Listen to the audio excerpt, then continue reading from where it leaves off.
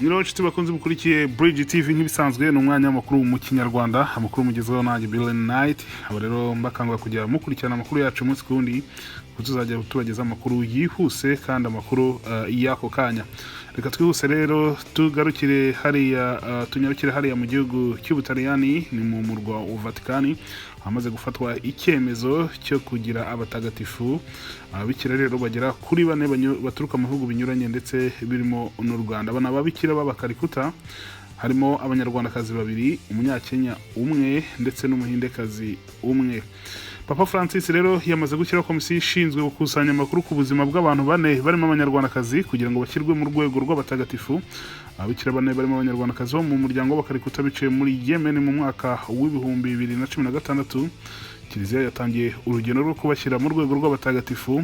Papa Francis yashyizeho komisiyo ishinzwe gukusanya amakuru yerekeye aba babikira 4 barimo abakomoka mu Rwanda. Abakomoka rero mu bice by'u Rwanda bitandukanye harimo Nzamukunda Reginette avuka muri Diocese Gatolika ya Ruhengeri, aho ni mu ntara y'Amajyaruguru.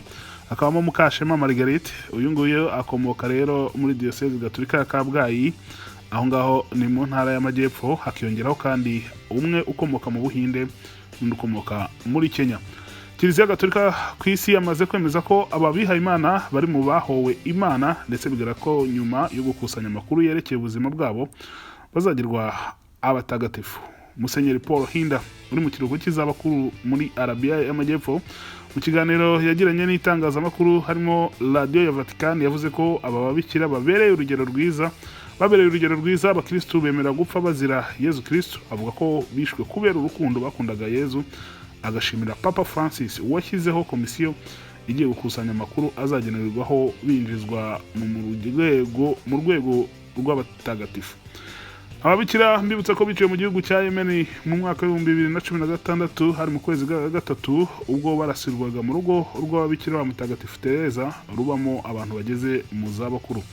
Iyi ni Bridge TV, icyo usabwa no gukora subscribe tukajya tubana umunsi ku wundi mu makuru.